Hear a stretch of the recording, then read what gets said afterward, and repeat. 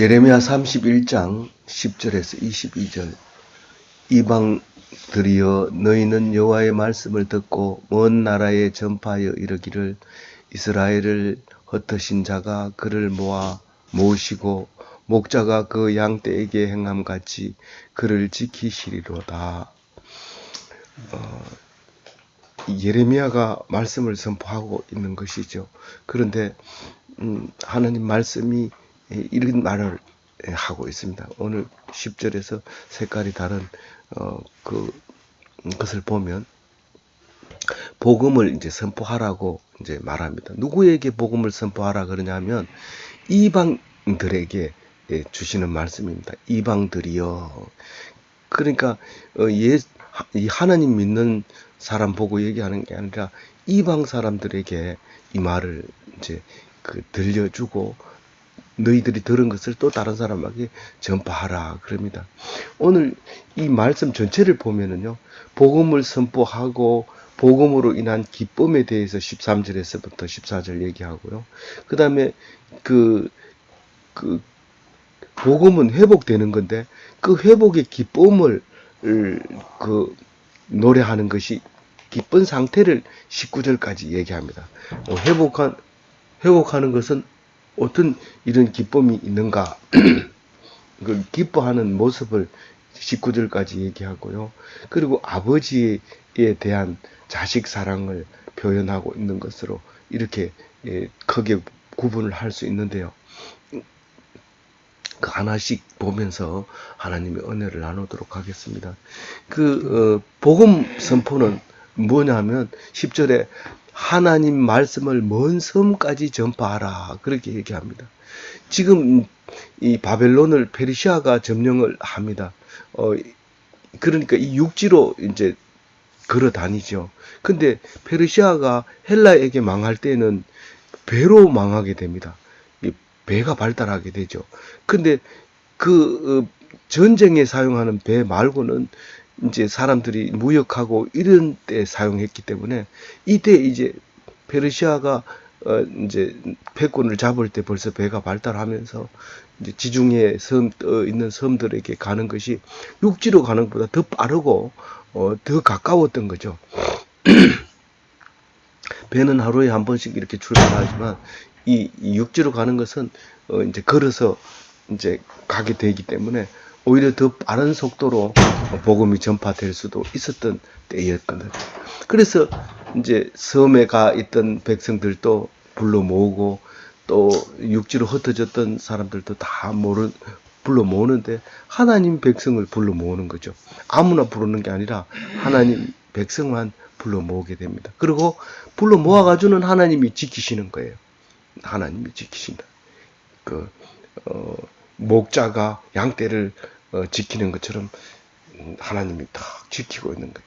그래서 예수님이 오셔서 목자가 되셔가지고 우리는 영원한 양으로서 살 수 있도록 그렇게 해주셨잖아요.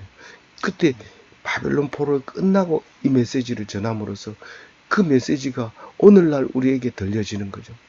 이게 그때만 이루어진다면 우리는 읽을 필요가 없는데 그때 그 상황이 오늘 우리에게 전해지고 있다는 겁니다. 11절에 보면 야곱을 구원하신다 그럽니다. 그 이스라엘 백성을 야곱이라고 하기도 하고 이스라엘이라고도 하고 한데 하나님 만나기 전에는 당연히 야곱이었죠. 남을 속이는 자 이런 그런 의미를 가지고 있었지만 하나님을 만나고는 이스라엘이라는 그런 복된 이름을 갖게 됐는데 그런 야곱을 구원하시되 이분은 조금 못됐고 원래부터 남을 속이고 야비한 사람 상태에서 구원하지 거룩한 사람을 구원하는 게 아니라 원래 하나님의 자식인데 못됐고 남을 속이고 이런 사람을 이제 구원하신다 그렇게 말씀하고 계시는 것으로 들려지죠. 그래서 성도는 뭐 속이는 거 없고 뭐 남에게 사기치는 거 없느냐? 똑같이 야곱처럼 사기칩니다. 그렇지만 불러다가 하나님 만나게 되면 이스라엘 백성이라고 하고 사랑하는 아들이라고 이렇게 불러주는 거죠. 그런데 어떻게 불러 모으냐면요. 11절에 그들보다 강한 자의 손에서 속량해 준다. 그들보다 강한 자의 손에서. 우리가 힘이 세서 하나님이 나를 구원해 주는 게 아니라 비실비실한 그, 그 노예들로부터 구원받는 겁니다. 그 고레스 왕이요, 페르시아 왕이요, 바벨론을 무너뜨리고 노예들 다 가라, 집으로 가라, 이렇게 하는 거예요. 그러면 이 노예들이 힘이 세서 풀려나는 게 아니라 그냥 공짜로 풀어나는 거예요. 너들보다 강한 자의 손에서 속량을, 이거는 내 힘으로 한 게 아니고 그럼 누구 힘으로 한 거예요? 고레스 힘으로 했죠. 그럼 우리는 다 고레스를 섬겨야 됩니까? 그게 아니라 고레스가 나를 섬기지 말고 너들 가서 각자 자기 이 지역으로 가라, 그렇게 했을 때 하나님이 보낸 거죠. 놀라운 일이죠. 우리가 그렇게 독립운동하려고 애를 써도 결국은 독립운동을 하는 게 아니라 엉뚱한 그 독립운동해서 독립이 되는 게 아니라 히로시마에 원자폭탄 2개 떨어뜨림으로써 우리가 독립을 하게 되잖아요. 근데 독립을 했으면 그럼 우리가 당연히 그러면 우리나라를 지켜야 되는데, 아니, 공산당이 쳐들어와서 그냥 우리가 두 쪽으로 갈라져 버리잖아요.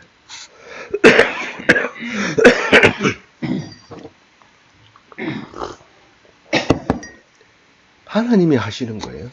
우리가 열심히 이기려고 이지스함을 구축하고 비행기를 만들고 미사일을 만들고 그 이기는 거 아닙니다. 그게 안 됩니다. 하나님이 이기게 해주는 거지 우리가 이기는 게 아니에요. 그래서 예수 안 믿는 사람은 열심히 대포 만들지만 그것도 하나님이 하시는 거니까 그건 말할 수가 없어요. 대포 만드는 데 가서 가로막고 우리는 대포를 가져서는 안 된다, 이렇게 할 필요가 없어요. 하나님이 하시는 거기 때문에. 그러나 분명한 것은 그걸로 가지면 안 된다. 그걸 우리가 얘기해야 돼요. 가르쳐야 돼요. 근데 하나님이 뭐 잘났다고 우리를 그렇게 우리 편이 돼주고 우리가 힘이 없는데도 이렇게 포로로 돌아오게 했을까요? 그것은 바로 하나님의 긍휼하심이죠. 헤세드라고 하는 인자하심이죠. 그 때문에 그런 거지. 뭐 우리가 하나님 백성이잖아, 원래 그러니까 하나님 도와주는 거야, 이러고 그러면서 뭐 그렇게 해도 괜찮아, 뭐 이렇게 하면 안 되는 거예요. 아주 불쌍하게 여기 하나님 편에 서 있을 때 이런 일이 일어난다는 거죠. 12절에는 그 포로에서 온 사람을 어떻게 해준다고요? 근심이 없게 해준다. 그들이 와서 시온의 높은 곳에서 찬송하며 여호와의 복된 곧 곡식과 새 포도주와 기름과 어린 양의 때와 소의 때를 얻고 크게 기뻐하리라. 그 심령은 물된 동산 같겠고 다시는 근심이 없으리로다. 다시 근심이 없는 방법에 대해서 지금 얘기하는데, 근심이 없으려면 시온산 높은 곳에 와서 찬송해야 돼요. 그게 교회 와가지고 예배 드려야 그게 근심이 없어지는 것이지, 뭐 예배 드린다고 뭐 이 문제 해결해 주나 이러면서 들앉아 있으면 그 문제가 해결되는 것 같지만 안 되는 거예요. 근데 찬송 도중에, 예배 도중에, 말씀 듣는 도중에 문제가 싹 해결되는 거예요. 아, 그게 그런 거였군요. 하나님이 지금 나를 사랑하고 있군요. 문제가 해결되는 거죠. 그런데 하나님이 복을 주는데요. 어떻게 주느냐면요. 곡식이 풍성하게 하시고 포도주가 넘치게 하고, 그게 여기서는 기름이 넘치게 하는데 이건 뭐 식물성 기름이라고 봐야 돼. 왜냐하면 뒤에 기름이 또 나오기 때문에 그래요. 이 기름이 풍성하게 하시고 양떼 소떼가 풍성하게 해줘. 그게 하나님의 복이라는 거예요. 그게 복이 맞는데, 그게 그 뭐 곡식을 농사 짓느라고 교회 안 나오면 됩니까? 그게 안 되는 거죠. 근데 주일날 교회 나오다 얼마든지 농사 지을 수 있다는 거죠. 그게 하나님 주신 겁니다. 근데 이 바쁜데 언제 그 교회 나갈 새 있어 이러면서 주일날도 일하다 보면 월요일날 병이 나가지고 월요일날 쉬게 돼요. 그래서 하나님이 네가 시키는 대로 안 들으니까 내가 강제로 쉬게 한다. 그러면서 병을 주게 되거든요. 다 잊어버리고 하나님 앞에 나가서 찬송하면 건강도 좋아질 뿐만 아니라 하나님이 주시는 그 은혜의 기쁨으로 열 배나 되는 힘을 얻어서 다른 사람은 월요일날 비틀거린데 아주 신나게 일을 할 수 있게 되죠. 그뿐만 아니라 다른 사람은 씨 뿌릴 때 참 울면서 눈물로 그 씨를 뿌리지만 기쁨으로 단을 거두잖아요. 그 씨 뿌려 나갈 때 얼마나 눈물을 왜냐하면 하기 싫은데 아버지가 야단치니까 울면서 나가서 뿌리고 돌아오고 종도 마찬가지. 내가 이런 짓을 꼭 해야 되냐 이러면서 울면서 나가 뿌리지만 곡식 거둘 때는 이건 내가 뿌린 건데 이러면서 너무 기쁨으로 그 곡식 거두잖아요. 심지어는 어떤 사람은요, 농사 짓는 것보다 주식 투자하는 게 낫다 이러면서 곡식을 놔두고 주식 투자하러 갔는데 그게 쫄딱 망해버렸어요. 그 돌아왔는데 다른 사람은 곡식을 풍성하게 주는데 말을 안 들은 사람은 곡식이 없어요. 그러니까 하나님이 주는 복은 곡식이지 주식이 아니에요.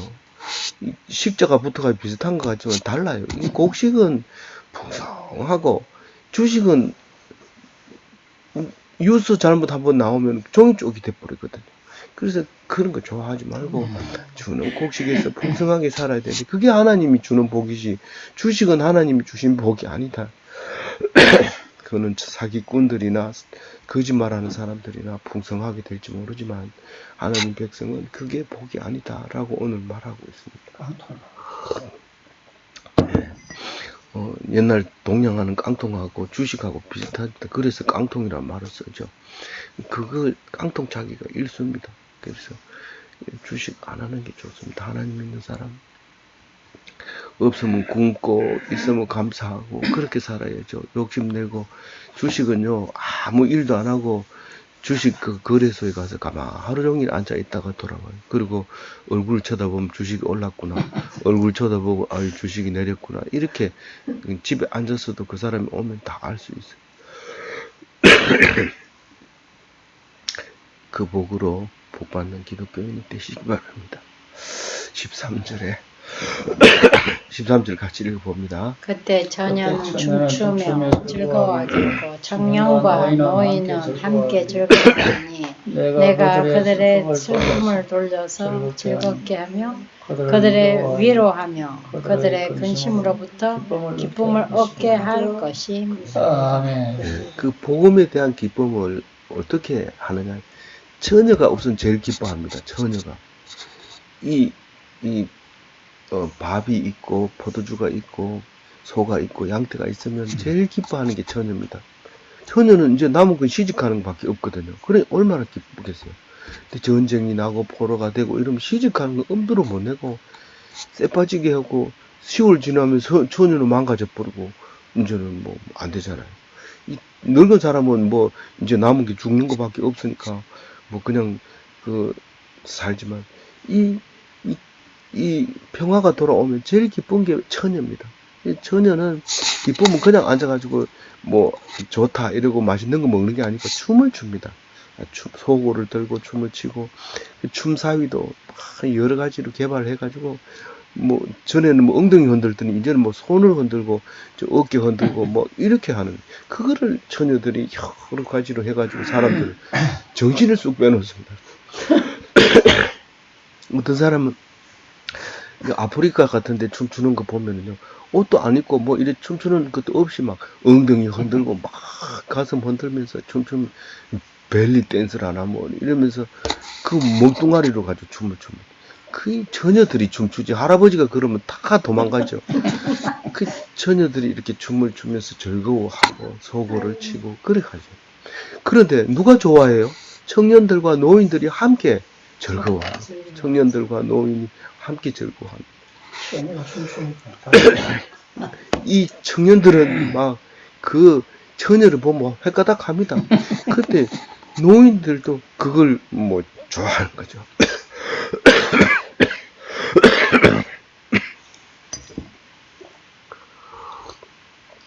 그래서 슬픔이 변하여 즐거움이 되고 근심이 변하여 기쁨이 되게 하는 그런 상태가 되는 겁니다. 그게 복음을 받는 것이죠. 15절에는요, 14절인가요? 내가 기름으로 제사장의 마음을 기름으로. 예, 내가 기름으로 제사장들의 마음을 흡족하게 하며 내 복으로 백성을 만족하게 하리라. 여호와의 말씀입니다. 이 제사장이 기름을 되게 좋아하는데 이게 그 앞에서 말하는 기름하고 다른 거예요. 여기는 대센이고 앞에 기름은 다르게 뭐라 그랬죠? 앞에 거는? 올리브. 예, 이쩌하르라고 하는 기름이고 이거는 대센이라고 하는데 이 기름은 저걸 얘기하는 거예요. 비계를 얘기하는 그러니까 비계 지방을 얘기하는 거예요. 그래서 이 비계를 왜 좋아하느냐면 심성을 딱 잡으면 콩팥 이게 기름 덩어리예요. 비계 덩어리예요. 콩팥하고 또 콩팥하고 뭐죠?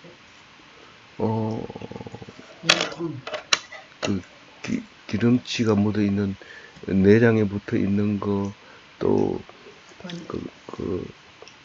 꼬리에 있는 지방 이런 것만 이렇게 전부 올려놔가지고 화목제 지낼 때는 번제 드릴 때는 다 태우지만 화목제 드릴 때는 그것만 태워요. 기름치만 이렇게 태우고 나머지 고기는 이제 삶아서 나눠 먹는데 물론 이제 화목 제물 중에서 거제는 이제 뒷다리 같은 거는 이제 제사장이 이제 가지기도 하고 그렇지만 이 기름치만 태우면 그 냄새가 여호와의 향기로운 냄새, 하나님이 좋아하는 냄새.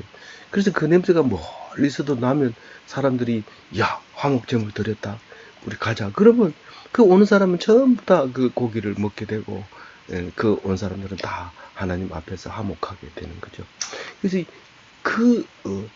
제사장은 기름이 없으면 드릴 기름이 없으면 기쁠까요 슬플까요? 슬프죠. 그래서 기름으로 제사장은 기뻐합니다. 지금 제사장은 목사잖아요. 목사는 사람이 많이 와서 이렇게 넋을 잃고 쳐다보는 사람이 있으면 최고 좋죠. 그걸로 흡족하죠. 뭐 떼거리로 모여드는 게 문제가 아니라 내 말씀을 들으려고 이렇게 고개를 쳐들고 있는 그 사람이 몇 명만 있어도 흡족하죠.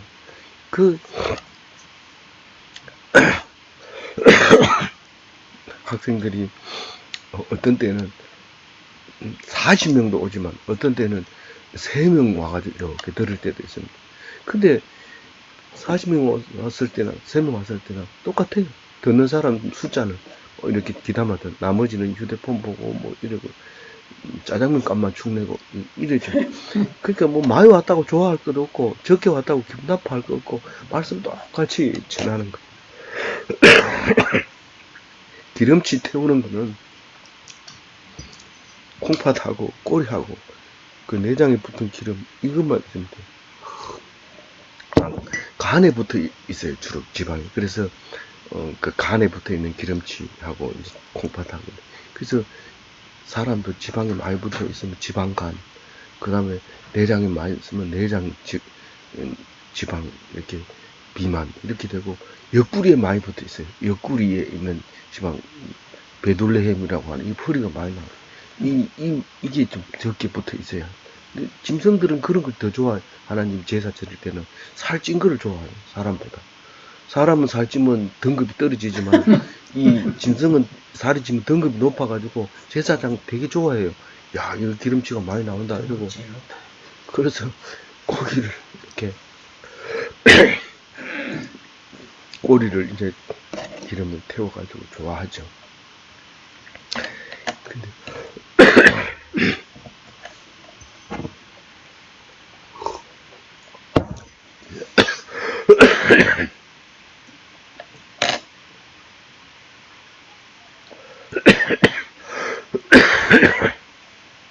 그리고 또 내복이라는 말이 또 나왔어요. 14절에. 내복이 뭐라 그랬어요? 곡식과 포도주와 기름, 소떼와 양떼와 기름 그거 얘기합니다. 올리브 기름 많이 나와. 그것만 있으면 살아요. 그래서 백성은 그걸로 기뻐하는 거죠. 그런데 복된 소식은 어디서 오는지 15절에 얘기합니다.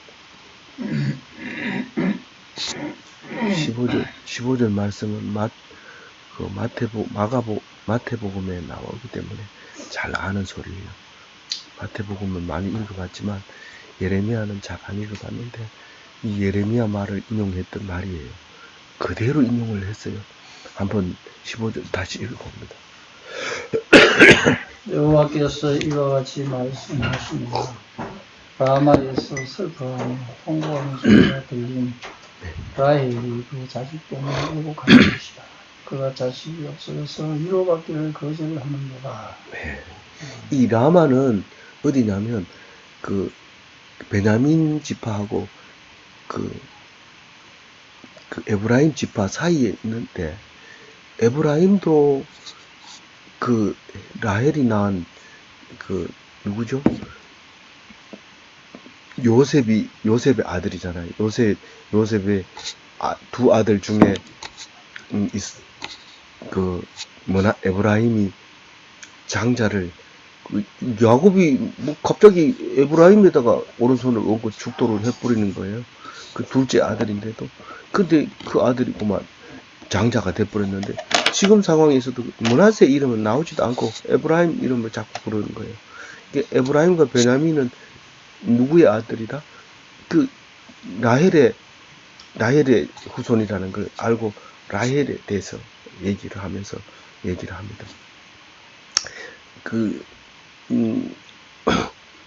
라헬하고 관계 있는 것은 그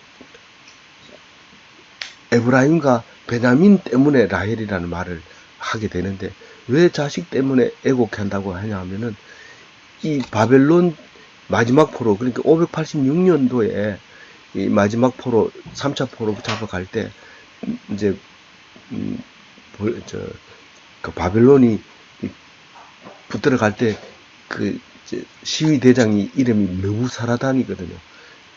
느부갓네살의 국방부 장관이 느부사라단인데, 그 사람이 와가지고 이스라엘 백성, 예루살렘 백성을 잡아갈 때 이 라마에서 좌우 소집을 했다는 거예요.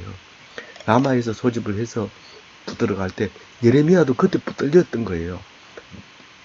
586년에 붙들렸어요. 붙들렸는데 거기서 그 느부사라단이 예레미야를 풀어주는 거예요. 석방시켜주는 거예요. 왜냐하면 굉장히 순순히 따라올 뿐만 아니라 대항하지도 않고, 다른 사람들도 야 순순히 항복해라, 붙들려 가라 이렇게 하니까 아마 느부사라단이 풀어준 것 같아요. 그렇지만 우리는 하나님이 풀어줬다고 그랬죠. 뭐 우리가 복잡하게 뭐 그런 거 생각할 필요 없어요. 왜 풀어줬는지 그런 거 알 필요도 없고, 예레미야를 하나님이 풀어주셔서 이제 살게 되는데, 그때 이 라마에서 라헬을 생각하면서 그 자식들이 통곡하는데, 사실은 자식 때문에 라헬만큼 통곡한 사람이 없어요. 이 언니하고 종들은 다 자식을 낳았는데 라헬만 자식을 못 낳았거든요. 그런데 거기다가 베냐민까지 낳다가 죽으니까 베논이라고 해라. 이게 너무 슬퍼가지고 위로를 거절하면서 이름을 그렇게 불렀던 그 베냐민하고 그 에브라임을, 요셉을 생각하면서 이 예레미야는 이 말을 하고 있는 거예요. 라마에서 슬퍼하며 통곡하는 소리가 들리니 라헬이 그 자식 때문에 애곡하는 것이다. 그가 자식이 없어져서 위로받기를 거절하는, 자식이 없어서 위로받기를 거절한다는 것은 누구 말이냐 하면요, 누구 말이에요? 자식이 없어서 위로받기를 거절하는 말은 누구예요? 야곱. 그렇죠. 야곱의 말이에요. 야곱이 요셉이 이집트에 팔려가고 난 뒤에 베냐민을 잡아오라고 했다고 하니까 가슴을 치면서 이 얘기하는 거예요. 창세기 37장 35절. 그의 모든 자녀가 위로하되 그가 그 위로를 받지 아니하며 이르되 내가 슬퍼하며 서울에 내려가 아들에게로 가리라 하고 그의 아버지가 그를 위하여 울었더라. 그 11 아들이 이 아버지를 위로하려고 쭉 모여들었지만 나는 죽어서 그 요셉에게 가겠다. 그러면서 위로하는 것을 거절한 거예요. 그 얘기가 오늘 그 얘기를 예레미야가 얘기하는 거예요. 하나님한테서 이 말씀을 받고 얘기하는 거예요. 자식이 없어서 위로받기를 거절했다. 요셉과 베냐민 그 얘기를 지금 하고 있는데 15절 이야기는 사실 그러니까 어떤 면에서 굉장히 그 숨어있는 이야기가 은유적인 면이 많이 들어있는 거죠. 그래서 이게 예수님이 오셔서 동방 박사가 찾아와가지고 예수가 어디 있느냐 그러니까 왕이 그 소리를 듣고 왕이 어디서 난다고 그랬다고 그 동방 박사를 불러가지고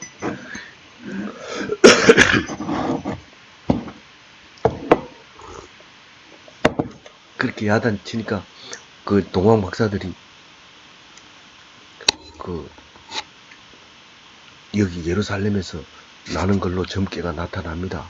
여기서 왕이 나는 거 맞습니다. 언제쯤 별을 봤어? 그 지금으로 보면은 작년이나 올해나 내년쯤 될 새년 아니고 작년 같기도 하고 이러니까 알았다 가라 이러고는 보내놓고는 지금부터 나는 아이와 1년 전부터 난 아이는 무조건 죽여라 이렇게 얘기를 한 거죠. 그래서 다 죽이니까 그 마태복음 2장 18절에 라마에서 슬퍼하며 크게 통곡하는 소리가 들리니 라헬이 그 자식을 위하여 애곡하는 것이라. 그가 자식이 없으므로 위로받기를 거절하였도다 함이 이루어졌느니라. 그대로 인용을 해서 말하고 있어요.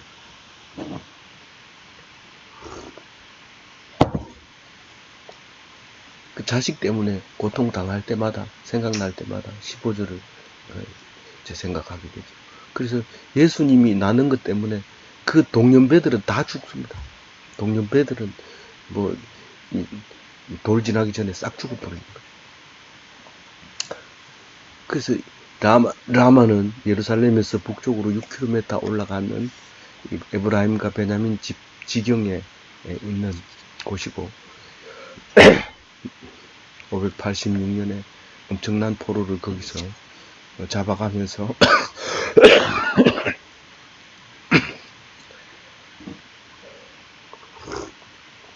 자식 때문에 우는 엄마의 그 소리를 표현한 겁니다.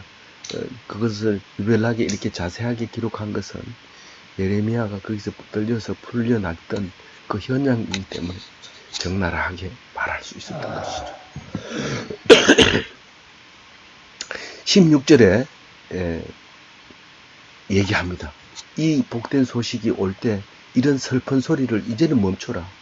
그렇게 슬퍼하고 괴로워하고 힘들었던 그 소리를 이제는 멈춰라. 울음소리 거쳐라. 눈물을 닦아라. 그 얘기를 16절에 합니다. 왜냐하면 이제는 회복되리라.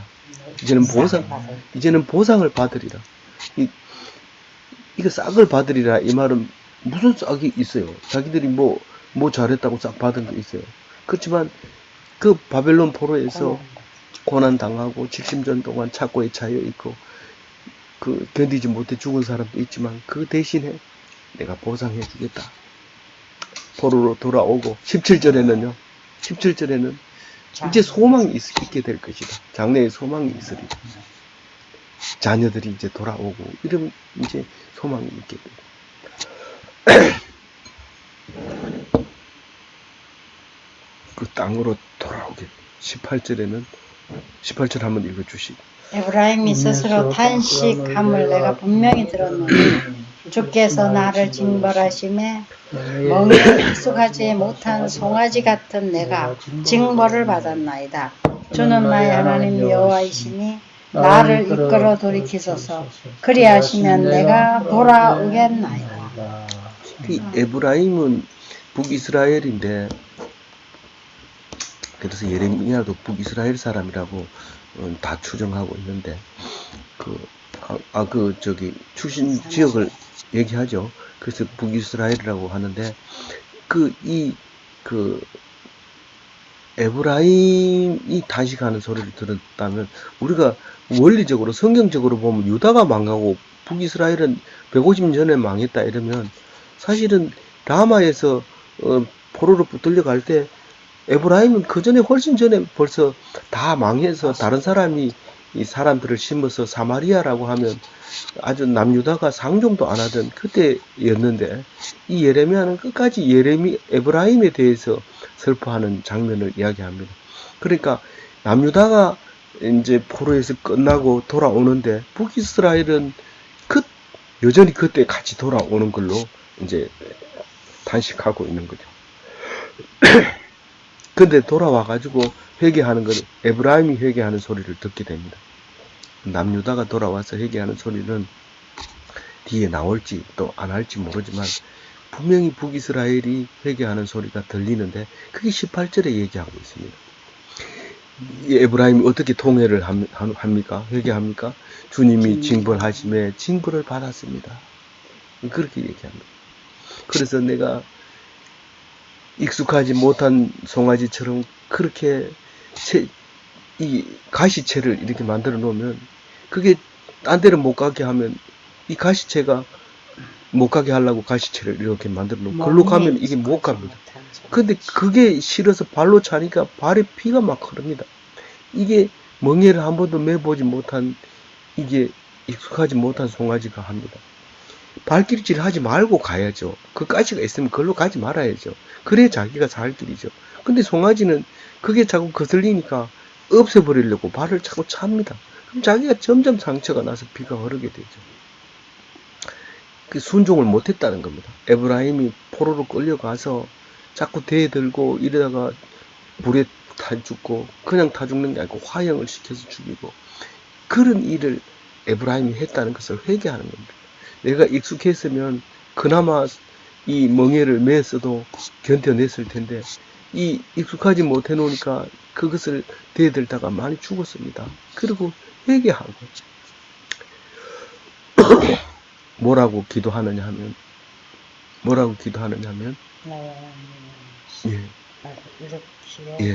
나를 이끌어 돌이키소서. 나를 이렇게 가는 걸 헷가닥 좀 돌려주세요. 그러면 내가 돌아오겠습니다. 그 말합니다. 지금 돌아가고 싶어도 내가 안 돌려져서 못 갑니다. 나는 지금 가고 있는 길로 계속 가고 있는데 헷가닥 돌려주면 나는 돌아오겠습니다. 그 말합니다. 내가 가는 길을 돌리지 못합니다.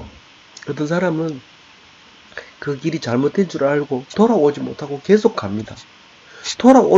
돌릴 힘이 없어서, 돌리면 당장 굶어야 되고 당장 힘들어집니다. 그래서 그 길을 계속 갑니다.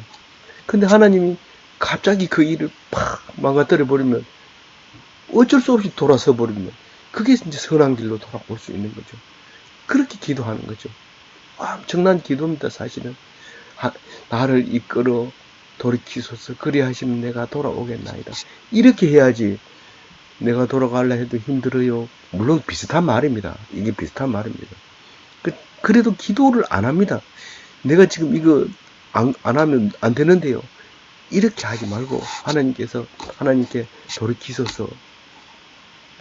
근데 사실 그 돌이키려면요, 아가 죽든지 마누라가 죽든지 아니면 엄청난 일이 돌아와야 이게 돌아가지, 있는 그대로는 절대로 안 돌아갑니다. 그래서 이 기도 잘못하면 너 큰일 난대. 하나님, 나 돌아가고 싶어요. 그러면 갑자기 이 사장님이 죽어가지고 월급도 못 받게 되는 이런 일이 생길 수도 있고요. 그게 쉬운 일은 아닙니다. 그런데 이렇게 기도를 합니다. 그 소리를 하나님이 들었어요. 그래서 얼마나 가슴이 아팠는지 모릅니다. 19절에 얘기합니다. 19절에 우리가 가슴 아픈 얘기 한번 읽어봅시다. 시작. 내가 돌이킨 후에 뉘우쳤고 내가 교훈을 받은 후에 내 볼기를 쳤사오니 이는 어렸을 때 치욕을 침으로 부끄럽고 욕됨이 19절까지는 아직 회개하고 있는 거구먼요. 예, 내가 돌이켜 회개했습니다. 내가 돌이킨 후에 내가 볼기를 쳤습니다. 내가 발등을 찧었습니다. 내가 그러지 말았어야 되는데 왜 그랬나 생각해보니까 막 견딜 수 없어서 내가 발등을 돌로 찍었습니다. 그래도 속이 시원치 않았습니다. 내가 볼기를 막 때렸습니다. 네가 어찌 그런 짓을 했냐. 그렇게 했습니다. 내가 뭐라고요? 성숙하지 못했을 때, 젊었을 때 이런 치욕을 당했습니다. 무슨 말이에요? 내가 이제 정신 차렸습니다. 내가 이제 알았습니다. 그때는 내가 잘 몰라서 그랬습니다. 어려서 그랬습니다. 젊어서 그랬습니다. 어렸을 때 치욕을 짐으로 부끄럽고 욕됨이니다. 진정한 반성이고 진정한 회개죠. 이렇게 회개를 해야 되는데 어쩌다 그렇게 이제 잘 돼 가는 거지 뭐.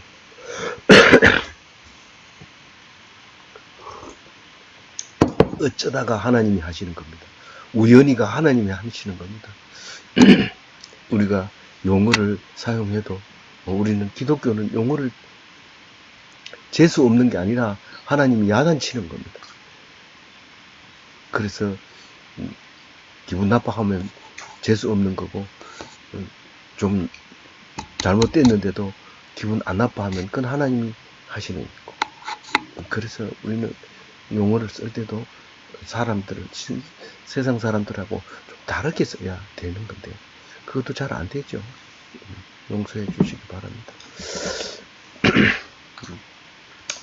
그래서 여기서 조금 이제 20절에 가서 이제 하나님이 그 소리를 듣고 이제 힘들어합니다. 20절 읽어볼게요. 에브라임은 내가 사랑하는 아들 기뻐하는 자식이 아니냐.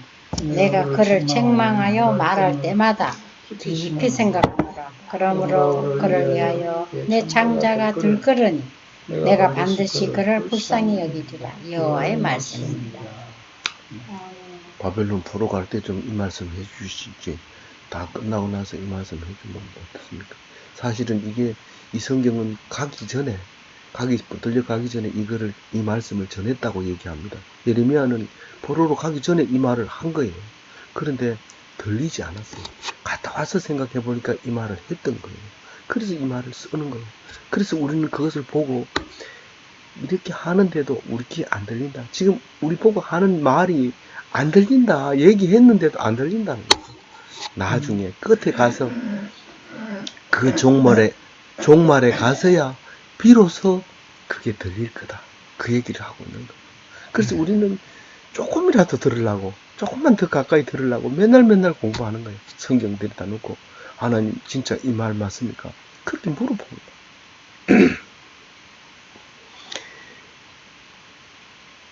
어떻게 했다는 거예요? 내 사랑하는 아들이래. 에브라임. 처음부터 에브라임이 아들이죠. 앞에 보면 장자라고 했잖아요. 장자라고 했어요. 그 아들이 기뻐하는 자식이 아니냐. 예수님 보고 내 사랑하는 아들이고 이는 기뻐하는 자라. 그렇게 얘기했잖아요. 예수님하고 똑같은 등급이에요. 우리는 예수님이 신이라 해가지고 뭐 신성시하고 이런데 그게 아니고 우리들 중에서 장자라는 거예요. 맞이라는 거예요. 그래서 우리가 따라해야 되는 거예요. 예수는 십자가 졌지만 우리는 못 져. 왜 못 져요? 내가 이렇게 하는데 네가 왜 못하냐 하고 십자가 진 거기 때문에 우리는 따라해야 돼요. 겁이 나요. 겁이 나면 포기해라. 너는 믿을 수 없는 사람이다. 그렇게 말하면 안 되죠. 사실은. 그렇게 말하면 우리가 모르기 때문에 그렇게 말하다가도 네가 그렇게 말하지 않게 되기를 원하노라 이러고 말을 맞춰야 되지 사실. 그래서 우리는 닮아야 돼요. 그래서 내가 그를 책망할 때마다 어떻게 착고를 채우고 채찍질하고 끌고 가고 철사로 끼어가지고 막 가고 이럴 때 내가 깊이 생각했다. 가슴 깊이 생각했다. 내가 꼭 이 아들을 이렇게 해야 될까? 이렇게 생각하니까, 그러니까 내 창자가 덜 끓으니, 이 유별나게 개혁 개정만 이렇게 여러 성경이 지금 뭐 한 20개 되는 성경을 비교해 보면 내 창자가 덜 끓으니 이건 개혁 개정에만 일어났어요. 근데 이게 훨씬 덜 와닿아요.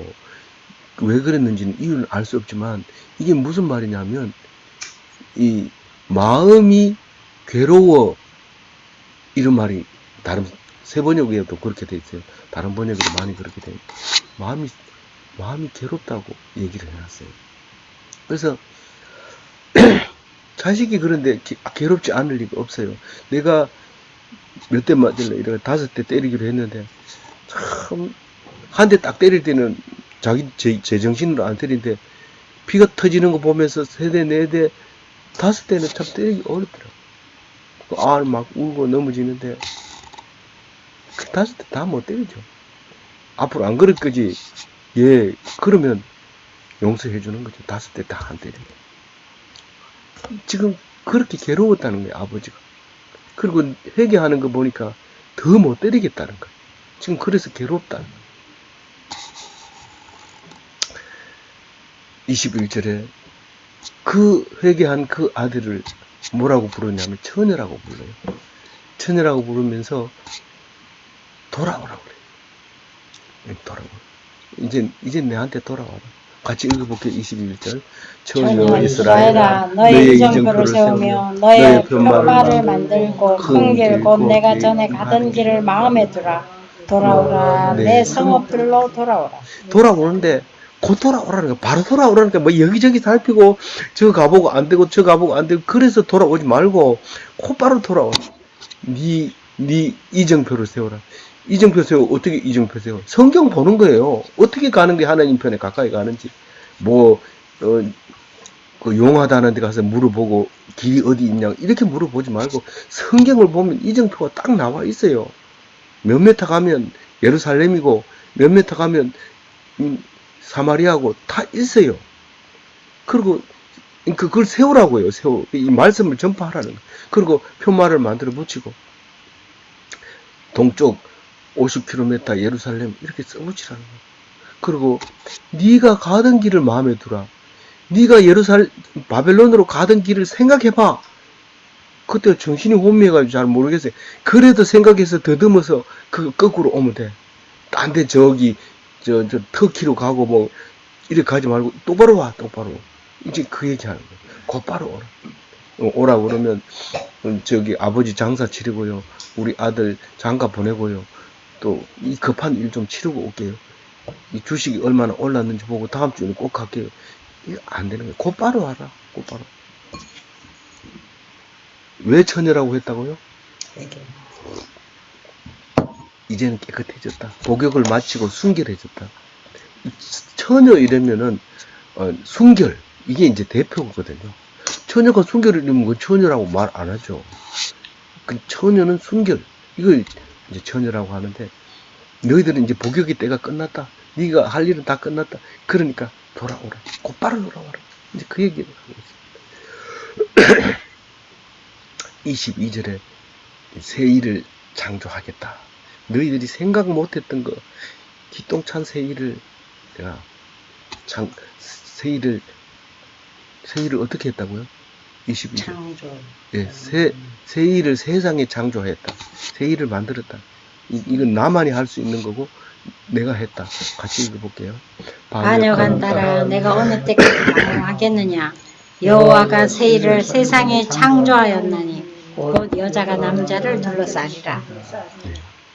참 이게 난해 구절이더라고요. 이거는 난해 구절이에요. 주석이고 성경 번역이고 보면 매우 어려운 구역인데 왜냐하면 새 일과 창조와 남자와 여자 그리고 둘러싸.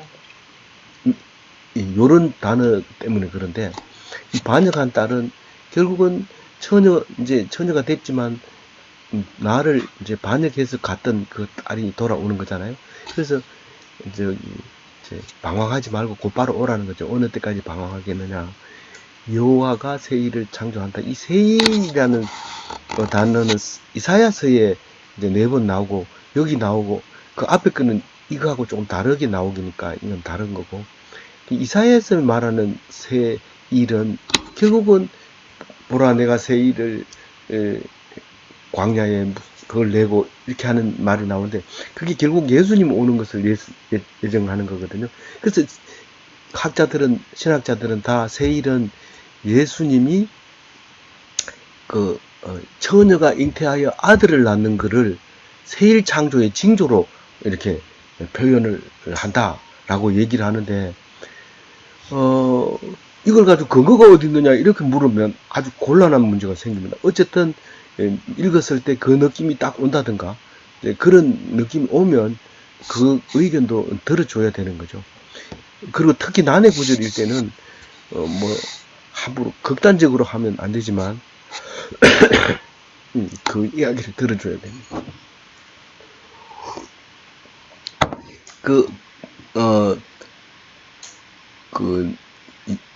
약한 여자가 강한 남자를 둘러싸고 있다는 건 분명합니다. 여자가 남자를 둘러싸고 있다는 거는. 그래서 어떤 번역에는 보호하려고 안아주는 것처럼 표현한 번역도 있고, 강한 남자를 공격하기 위해서 포위해서 이제 종속되지 않겠다, 남자한테 종속되지 않겠다, 이런 의미로 해석한 것도 있습니다. 그러나 제가 볼 때는 어떤 의미에서 두 개 다 맞을 수도 있고, 예레미야 의도로 보면 두 개 다 틀릴 수도 있다, 이런 생각을 했습니다. 다만 여기서 얘기하는 것은 상황이 바뀌었다는 겁니다. 두 상황이 바뀌었다는 거죠. 그래서 이사야서 4장 1절에 보면 이런 말을 합니다. 그날에 7 여자가 한 남자를 붙잡고 말하기를 우리가 우리 떡을 먹으며 우리 옷을 입으리니 다만 당신의 이름으로 우리를 부르게 하여 우리가 수치를 면하게 하게 하리라. 이게 무슨 말일까요? 그때 이사야서에 하는 말이, 남자가 죽어. 전쟁이 일어나니까 남자들이 다 죽어요. 그럼 남자가 한 명밖에 없어요. 그러면 이 남자가 아기를 낳아줘야 이 땅을 자기 기업으로 이어갈 수 있어요. 그러니까 한 남자를 놔두고 막 사람들이 먹고 사는 거 걱정하지 마라. 다만 나하고 결혼만 해줘라. 그러면 이 땅을 우리가 물려줄 수 있지 않느냐. 예를 들어서 그 사람하고 아기를 안 낳는다 하더라도 내가 아이가 하나 있으면 그 사람이 남편이고 그 남편의 아들의 이름으로 그걸 물려줄 수도 있었던 거죠. 그러니까 남편 없는 과부로 살지 말게 해달라는 거죠. 그거를 위해서 많은 사람들이 모여듭니다. 이건 상황이 다르죠. 이 원래 남자는 여자를 골라서 지금 말고 그때 종처럼 자기 식구처럼 재산처럼 그렇게 했었는데, 거꾸로 뒤집혀서 모든 것은 내가 다 알아서 할 테니까 당신은 이름만 불려라. 남자라는 이름만. 이 여자가 남자를 둘러싸리라.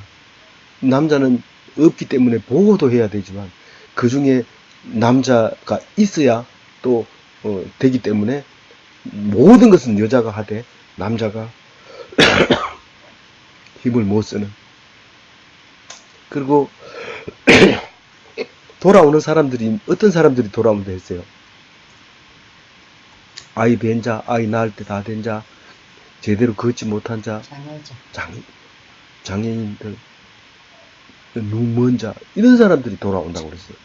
이 건강한 남자는 못 돌아옵니다. 이 바벨론에 가서도 건강한 사람 70년 있다가는요, 자식을 놓고 거기 엄청난 부를 축적해놨는데 그걸 팔고 살 사람도 없고요. 그 전쟁이 나버렸기 때문에 살 사람도 없고, 그거를 들고 오는 건 불가능할 뿐만 아니라 그 많은 식구가 먼 길을 올지도 못하고요. 그리고 와봐야 대접 못 받고요. 거기 있는 게 낫고요. 그래서 못 옵니다. 근데 장애자들, 이런 사람들이 오히려 거기 있는 것보다는 여기 오면 대접을 받거든요.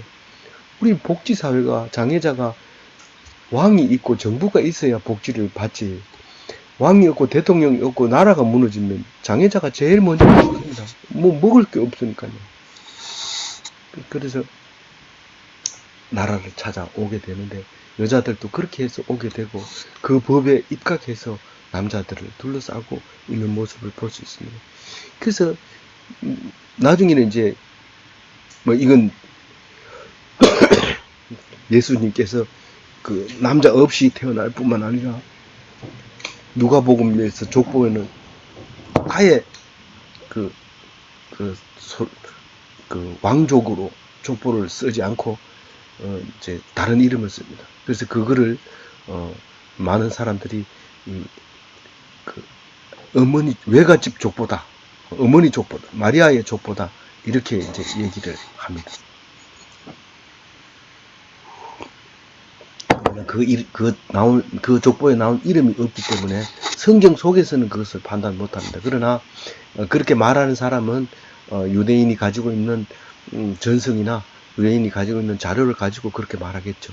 그래서 이것은 마리아의 족보로 예수님이 탄생했다는 것이다. 이제 그렇게 말하기도 합니다. 어쨌거나 오늘 우리가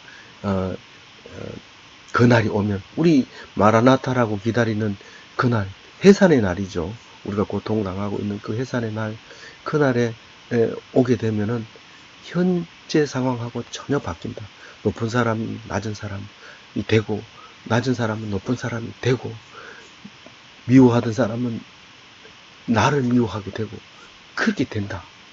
그걸 기다리고 미워하더라도 좀 이렇게 웃어보세요. 그러면 그 사람이 나중에 이제 도로 미워하게 되고 이렇게 되기 때문에 그날을 생각하면서 미워한다고 같이 미워하고 이러면 똑같아지고 상처만 있고 어려워집니다. 오늘 이 말씀으로 참 멋진 기독교인으로 한번 살다가 갑시다. 그런 기독교인 다 되시기 바랍니다. 아멘.